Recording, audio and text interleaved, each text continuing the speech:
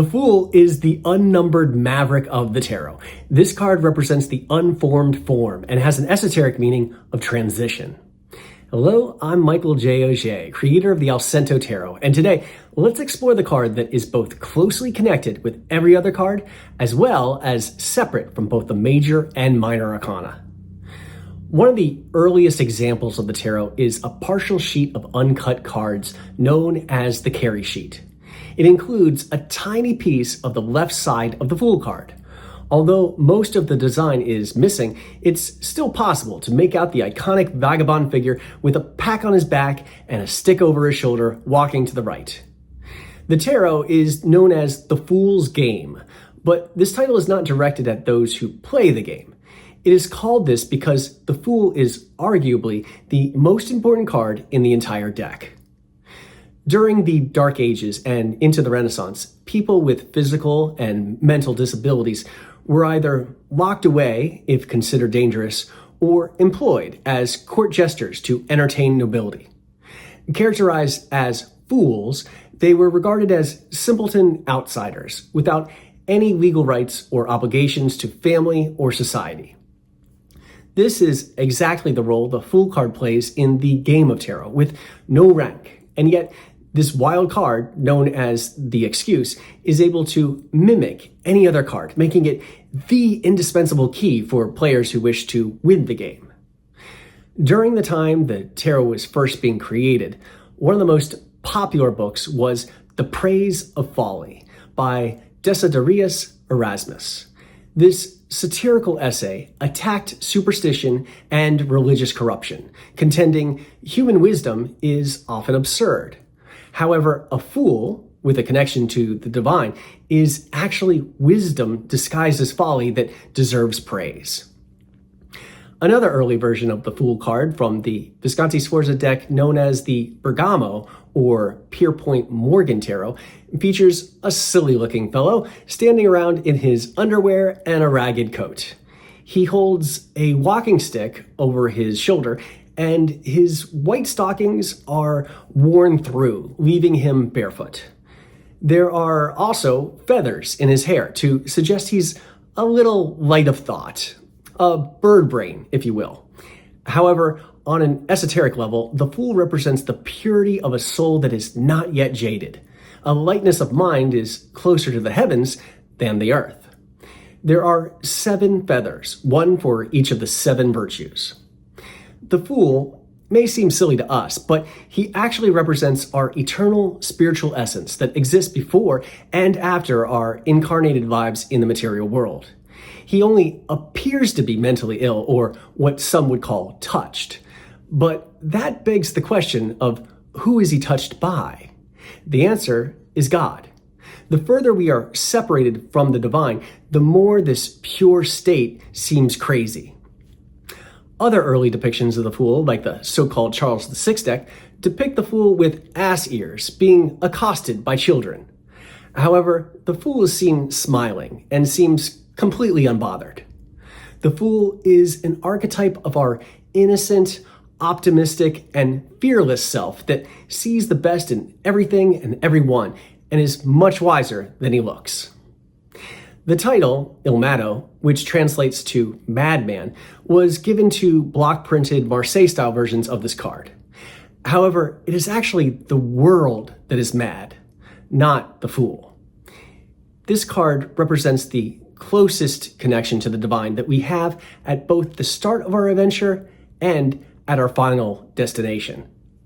The walking stick the Fool uses has a similarity with the side that Death holds, and this hints at a strong connection between these two cards. The Fool has a name but no number, while the 13th card is sometimes depicted with a number but no name. The mystery of death is the great secret only known by the transitioning spirit of the Fool. The Fool is usually depicted with an animal companion that appears to either be chasing him or holding him back. Some occultists have interpreted this animal as representing the divine force that wants us to stay, but also wants us to go. In fact, the tarot is often referred to as the Fool's journey, and the journey is life. We begin without form, without body, gender, identity, or ego. This beginning can be thought of as heaven or the Garden of Eden. There is no want, no fear, and no pain. Ultimately, we will return to this. However, the whole point of life is to live. We eat the fruits of the trees of life and knowledge. We choose to separate from the perfect spiritual world and take on a physical form, a body, a gender, an identity, an ego, so that we can better know ourselves. By doing so, we enter the material world that has the dualities of both good and evil, joy and suffering. To make the choice to leave the perfect realm of the spiritual to visit the flawed material world, one would have to be a bit of a fool, and we all are.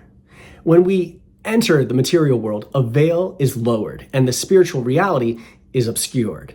However, the illusion that we call reality is so convincing that those who are able to lift the veil are often labeled as crazy. Plato's allegory of the cave attempts to illustrate this point. The material world can be thought of as shadows on a cave wall that those trapped in the cave believe to be reality. If one of the trapped prisoners escapes from the cave, goes out into the sunlight, sees the actual objects that cast the shadows, and then returns inside the cave and tries to share their acquired wisdom, they will not be believed and will be chastised as a fool. The fool, depicted by French occultist Oswald Wirth, continues in the Marseille-style tradition. However, in the background of this card is a toppled obelisk, behind which is a crocodile that Wirth describes as lying in wait, ready to devour whatever is destined to return to chaos. The fool is also being bitten in the leg by a white lynx cat that Wirth describes as representing conscious lucidity and of remorse for faults committed, which would restrain a person capable of discretion, but it is unable to stop the fool from continuing towards his inevitable destiny. Because this arcana is unnumbered, it has been placed in various positions by those attempting to order the deck.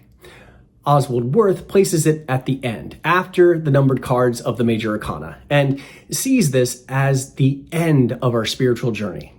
In his book, The Tarot of the Magicians, he writes, "The infinite is not yet within our powers of understanding, so that when we try to approach it, we are in danger of a fatal loss of reason. So let us be careful when following the fool." Where the magician is the archetype of manifestation of thought, the fool is the archetype that represents pre-thought. The fool, depicted in the original tarot decks of the Hermetic Order of the Golden Dawn, features the child god of silence, Harpocrates, finger to his lips, picking a golden rose of joy that represents the first breath of air, not yet aware of the painful thorns. He represents the beginning of life and holds the leash of a wolf who has the power to end life. These opposing concepts of life and death balance each other, but the ferocity of the beast is held in check by the divine innocence of the child. The Golden Dawn corresponded the Fool card with the air element and the first letter of the Hebrew alphabet, Aleph. This letter originally represented the head of a powerful ox, and this letter doesn't actually have a sound other than the sound of breath. The New Testament Gospel of John begins with the verse, "In the beginning was the Word." Some esotericists have interpreted this as meaning that life in the material begins with breath and therefore the Word. When Golden Dawn members Pamela Coleman Smith and Arthur Edward Waite created a tarot for the general public, they disguised the symbolism of the golden rose into the tunic design the Fool wears. This depiction of the card also shows the Fool holding a mystic white rose that is a symbol of initiation into the secret mysteries. The Fool looks upwards at a golden yellow sky, seemingly unaware that he is about to walk off a cliff. Waite describes the Fool as spirit in search of experience, And his next small step is one giant leap of a transition from the spiritual into the material. The fool's knapsack is described by Waite as a curiously embroidered wallet. The embroidered design appears to be a hawk-headed Egyptian god of the sun. The actual sun is seen to the fool's right, rising in the east. Unlike most depictions in the Marseille-style tradition, the fool faces left with the sun shining on his back. Waite describes the sun as that which shines behind him, knows whence he came, whither he is going, and how he will return by another path after many days. The red feather in the fool's cap can be seen as a symbol of accomplishment, of completing a life cycle. A red feather can also be seen on the helmet of death in this deck. Reaching the top of the mountain can be interpreted as completion of a quest, just as jumping off the mountain top can be interpreted as the beginning of a new adventure. The Thoth deck, created by Lady Frida Harris under the guidance of Aleister Crowley, is packed full of symbolism, and the Fool card reinterprets this archetype as the Green Man with golden shoes, whose mysterious energy reawakens the dead winter with the new life of spring. Instead of leaping off a cliff, the Fool leaps directly at the viewer, into the world, arms and legs open wide. His knapsack, suspended from a grapevine, holds coins inscribed with astrological symbols, suggesting he carries the baggage of karma from past lives.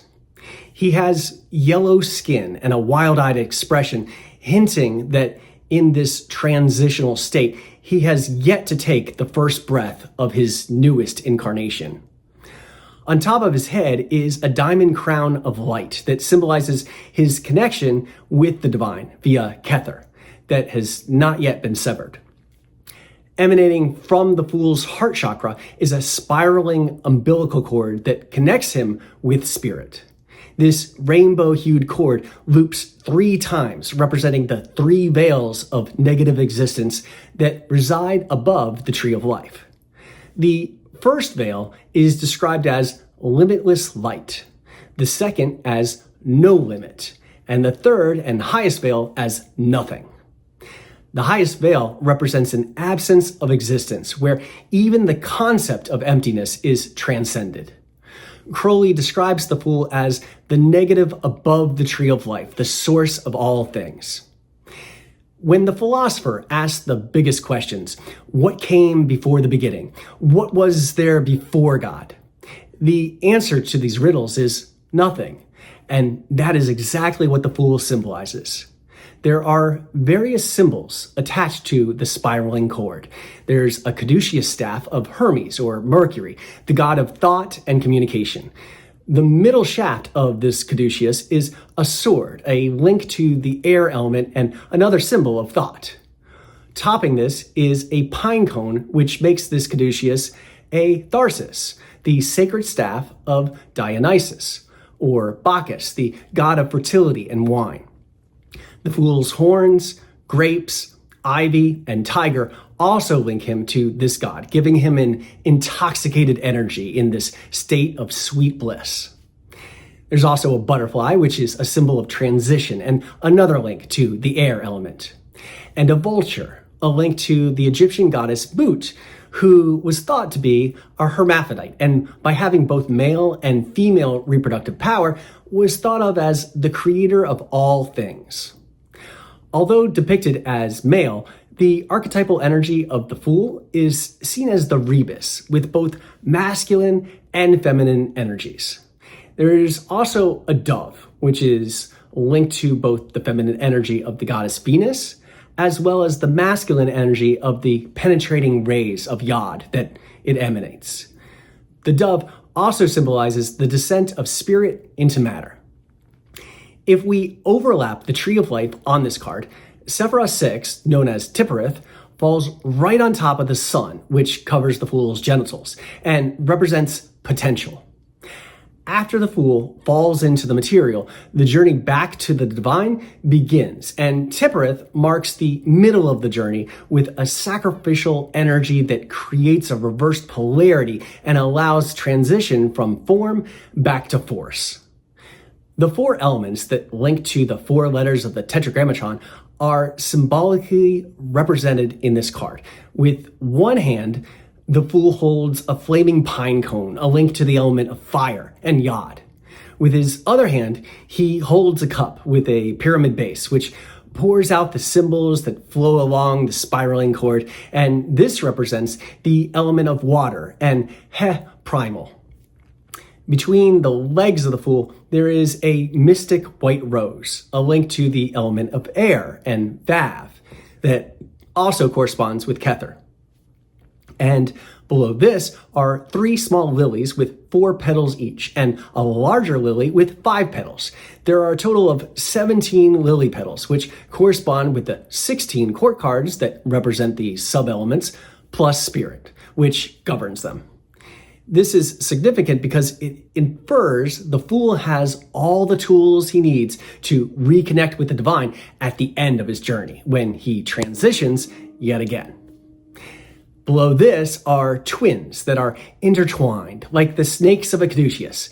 They are positioned between the masculine sun above and the feminine moon below, and continue the theme of creation and fertility. These same twins also appear in the lovers and sun cards of the Thoth deck.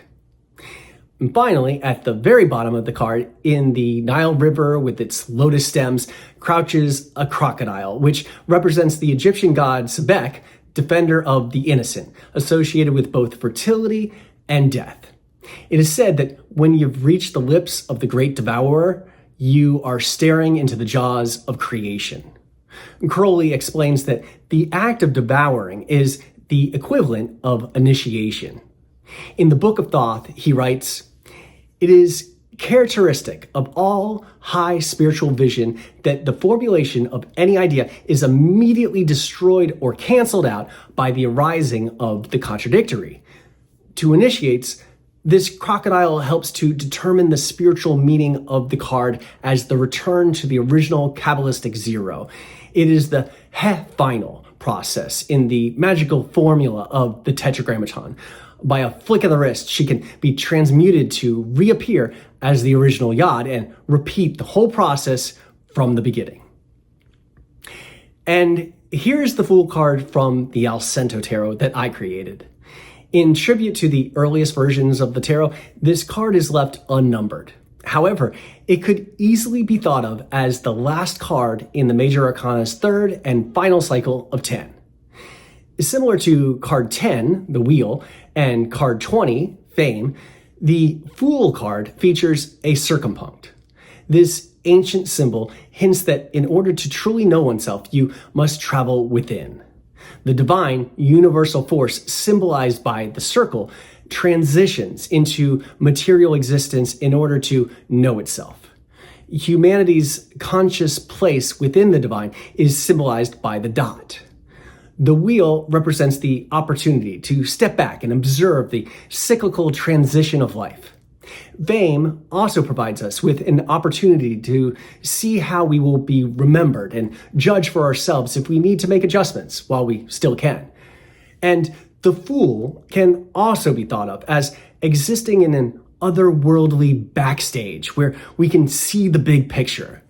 The Fool represents the formless state between incarnations where our higher self transitions between the spiritual and the material. He steps through the veil. On one side of the veil is the midnight sun and the elemental energies in their purest form. On the other side is the material kingdom of Malkuth. The Fool has mystical insight into the inner workings of life and steps into the world without preconceptions.